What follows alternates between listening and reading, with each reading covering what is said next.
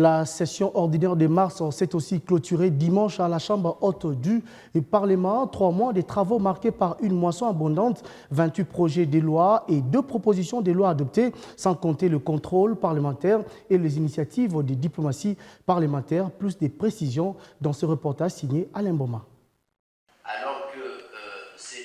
C'était la dernière plénière de cette session ordinaire de mars à la Chambre haute du Parlement. Une session houleuse caractérisée par la dégradation de la situation sécuritaire dans la partie est de la République démocratique du Congo. L'occasion était donc propice pour les speakers de cette Chambre des sages de faire un bilan. Sur le plan législatif, la moisson était abondante. Les 3 derniers mois, nous avons accompli nos missions constitutionnelles avec rigueur, abnégation et dévouement dans la production législative et le contrôle parlementaire.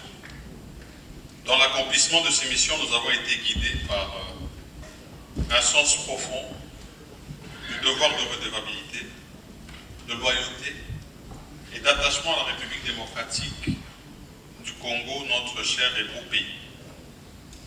Un et indivisible malgré les velléités de nos ennemis. 28 projets de loi et 2 propositions de loi ont été adoptés, dont la proposition de loi portant création, organisation et fonctionnement de l'ordre des techniciens en développement rural OTDR du sénateur Alphonse Ngoïka Sanji. Je mets à la disposition de cette catégorie de la population formée par l'État congolais pour pouvoir être le moteur du développement dans nos milieux ruraux.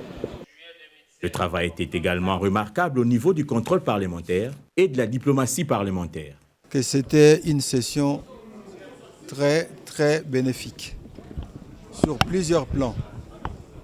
Je commencerai d'abord par les côtés législatifs. Nous avons eu à avoir 2 propositions de loi de nos collègues Ngoïka Sanji et Vunaband par rapport à tout ce qui concerne les milieux ruraux, l'ordre des techniciens en développement des milieux ruraux et puis le développement des milieux ruraux eux-mêmes. On a interpellé en tout cas une dizaine de ministres. Et les questions orales avec débat aussi ont été, ainsi que les opérations de suivi où il a chuté.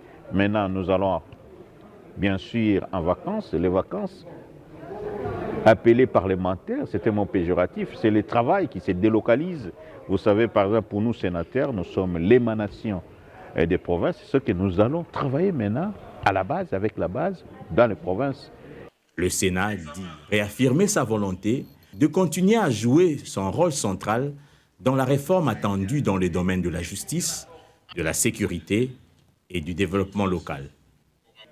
Pendant leurs vacances parlementaires, les élus des élus ont cédé quelques prérogatives au gouvernement à travers la loi d'habilitation du gouvernement votée avant la clôture de la session.